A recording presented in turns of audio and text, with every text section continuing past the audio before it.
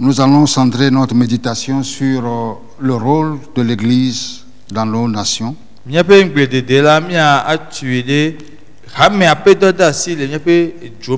nous allons prendre notre passage dans Exode, chapitre 19, verset 6. Là, il est écrit: vous serez pour moi un royaume de sacrificateurs et une nation sainte. Voilà les paroles que tu diras aux enfants d'Israël.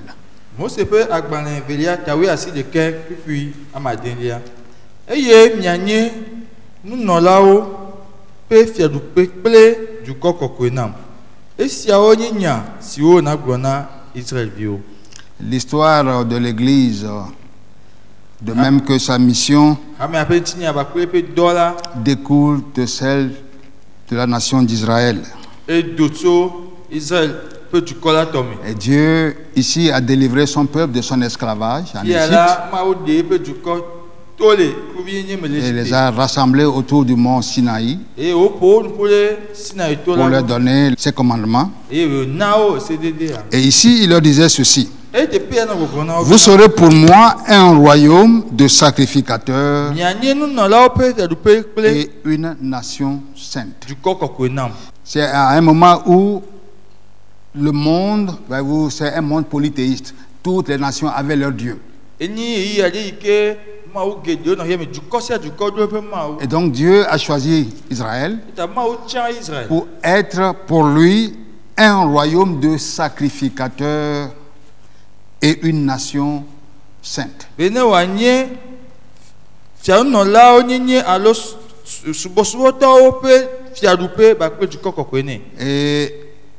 la même manière, dans le Nouveau Testament, on lit que Jésus nous a aimés.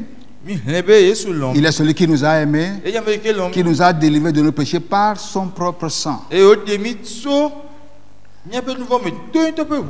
il a fait de nous un royaume des sacrificateurs pour Dieu le Père. Et vous savez dire que Dieu, pour sauver le monde aujourd'hui,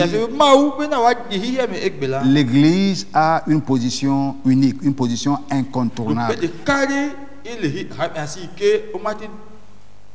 Pour attirer les nations à lui, Dieu avait choisi Israël. Il a dit: vous serez pour moi une nation sainte, et parmi les nations, vous serez un royaume de sacrificateurs. Et pour bien comprendre le rôle de l'Église, nous devons comprendre la fonction, ou bien le rôle des sacrificateurs dans l'Ancien Testament.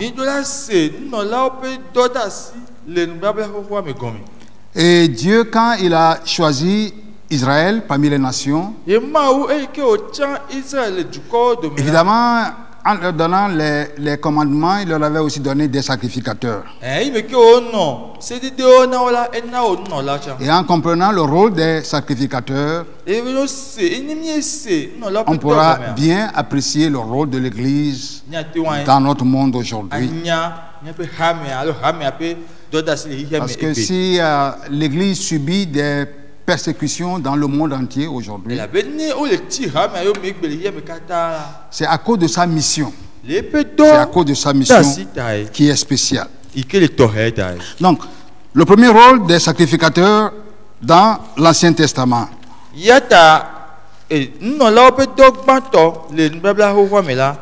Dans Lévitique chapitre 10, versets 10 et 11, Dieu s'adressait au fils d'Aaron, qui était choisi pour être les sacrificateurs. Il leur disait ceci: afin que vous puissiez distinguer ce qui est saint de ce qui est profane, ce qui est impur de ce qui est pur, et enseigner aux enfants d'Israël toutes les lois que l'Éternel leur a données par Moïse.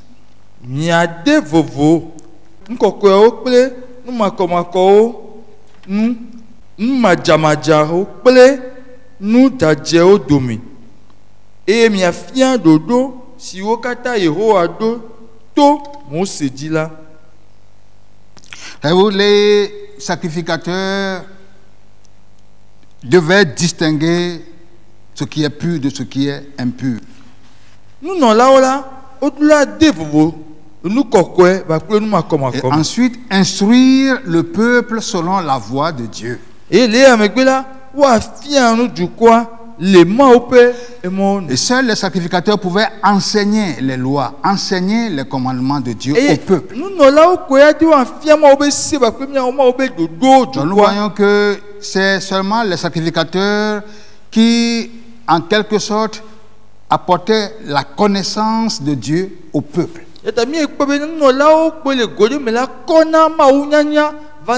En quelque sorte, ils amènent Dieu vers le peuple à travers la connaissance de ses lois, de ses voies.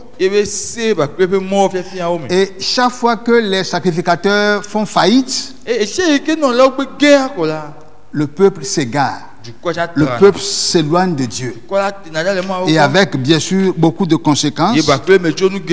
Et nous allons voir rapidement ce que Osée en dit. Et ça va nous aider à apprécier notre rôle dans nos nations. Dans Osée chapitre 4, voici ce que Dieu dit. Écoutez la parole de l'Éternel, enfants d'Israël. Car l'Éternel a un procès avec les habitants du pays. Parce qu'il n'y a point de vérité, point de miséricorde, point de connaissance dans le pays. Il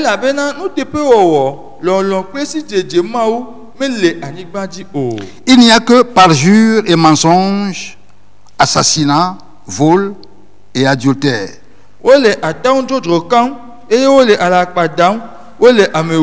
On use de violence, on commet meurtre sur meurtre.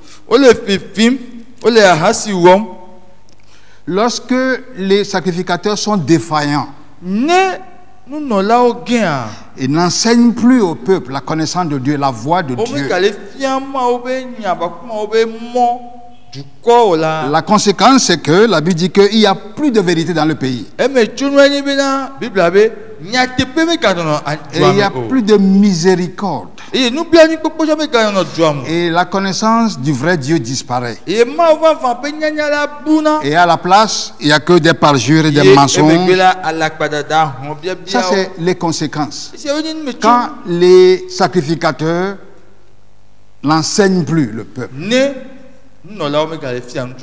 quand ils ne jouent plus leur rôle comme il se doit. Et c'est pour cela que Dieu se plaint. Dieu dit, mon peuple périt parce qu'il lui manque la connaissance.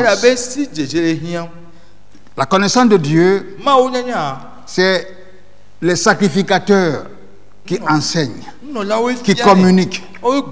Et ils devaient eux-mêmes pouvoir distinguer ce qui est pur de ce qui est impur avant d'enseigner la loi. Et vous savez dire que si eux-mêmes ils ne distinguent pas ce qui est pur de ce qui est impur. En d'autres termes, si les sacrificateurs sont déjà corrompus eux-mêmes, la conséquence c'est que il n'y a plus de connaissance de Dieu. Et quand il n'y a plus de connaissance de Dieu, c'est le mensonge qui gouverne. Il n'y a plus de miséricorde. Il n'y a plus de miséricorde. Or, Dieu veut que tous les peuples parviennent à sa connaissance. C'est pour cela qu'il a donné les commandements aux Israélites dans le désert. Afin qu'en observant ces commandements, ils soient différents des autres nations. Et en faisant cette différence, ils puissent attirer les autres nations vers lui. C'est de la même manière que dans l'église aujourd'hui, nous qui sommes rachetés par le sang de Jésus-Christ, nous sommes devenus pour Dieu, c'est sacrificateurs. En quelque sorte, les représentants de Dieu dans ce monde pour refléter le caractère de notre Rédempteur. Et non seulement prêcher la vérité, mais défendre la vérité. Et c'est seulement en ce moment que la vérité va encore sauver les gens. Mais quand c'est le mensonge qui pénètre, même dans ce milieu que nous appelons l'Église, c'est-à-dire que nous allons à la perdition. Donc, le premier rôle des sacrificateurs, et donc le premier rôle de l'Église, la connaissance de Dieu. Faire connaître Dieu. Non seulement prêcher ce qui est bon, mais discerner soi-même ce qui est pur de ce qui est impur. Et vivre dans la sainteté. Parce que celui qui nous a appelés est saint. Donc un modèle. Et c'est pour cela que Dieu a appelé Israël. Et il a dit, vous serez pour moi parmi les nations un royaume de sacrificateurs et une nation sainte. Et il a dit une nation sainte. Deuxième rôle important des sacrificateurs. Quand nous parlons de sacrificateurs, ça veut dire qu'ils sont appelés à offrir des sacrifices. Ils reçoivent les sacrifices du peuple qu'ils amènent à Dieu. Et dans l'Ancien Testament, c'est évidemment des sacrifices des animaux dont le sang est porté sur l'autel, dans le lieu saint. Et les sacrificateurs faisaient ça tous les jours, faisaient des sacrifices pour réconcilier le peuple avec Dieu. Parce que le péché entraîne toujours une séparation. Le péché entraîne toujours une séparation entre Dieu et nous. Et c'est seulement le sang qui enlève le péché. Sans effusion de sang, il n'y a pas de pardon. Sous la nouvelle alliance, il est dit que Jésus-Christ, notre Seigneur, est lui-même la victime expiatoire pour nos péchés. Et il s'est offert lui-même une bonne fois pour toutes. Et il a porté son sang dans le lieu très saint. Et donc, nous n'avons plus besoin de faire des sacrifices des animaux. Mais les sacrificateurs vont toujours amener le peuple vers Dieu en intercédant pour le peuple. Nous allons dans la présence de Dieu avec nos prières en faveur du peuple. Parce que nous sommes ces sacrificateurs. Et seuls les sacrificateurs peuvent plaider la cause du peuple dans la présence de Dieu. Et c'est pour cela que nous sommes exhortés à offrir des prières, des supplications, des actions de grâce pour tous les hommes. Parce que nous sommes les sacrificateurs de Dieu. Lisons cela dans 1 Timothée, chapitre 2, verset 1. Cette exhortation s'adresse à nous, les sacrificateurs de la nouvelle alliance.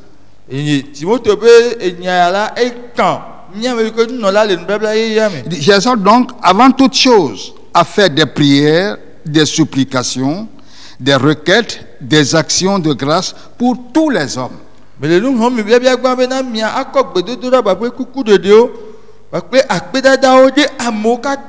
Pour les rois et pour tous ceux qui sont élevés en dignité, afin que nous menions une vie paisible et tranquille, en toute piété et honnêteté.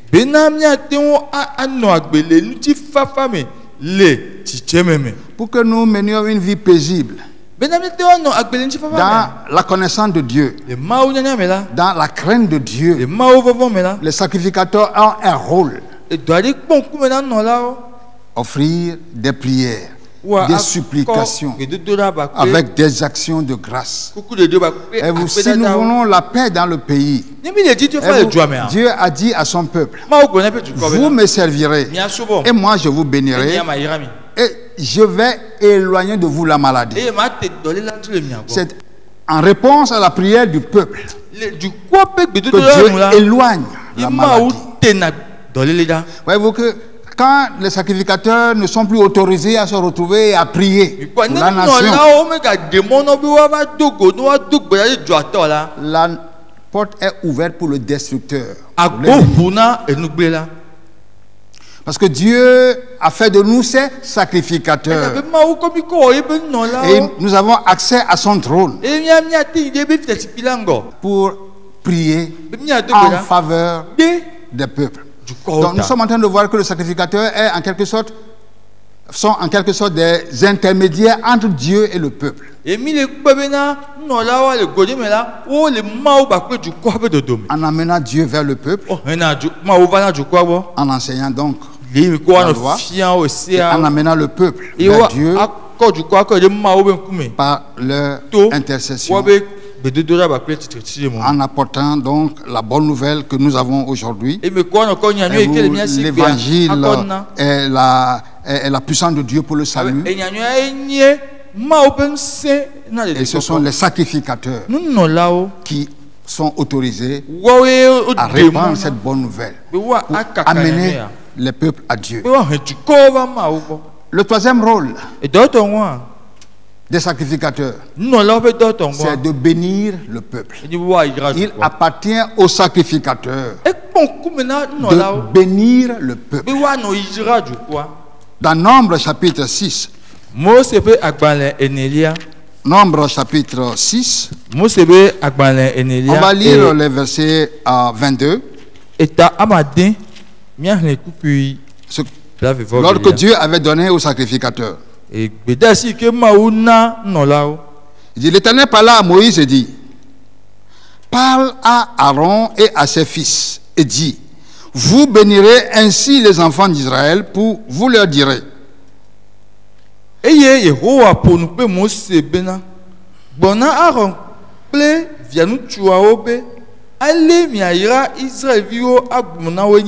que l'Éternel te bénisse et qu'il te garde.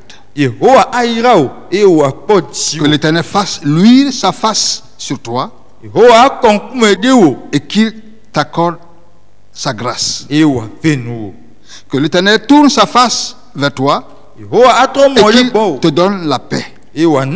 C'est ainsi qu'ils mettront mon nom sur les enfants d'Israël et je les bénirai.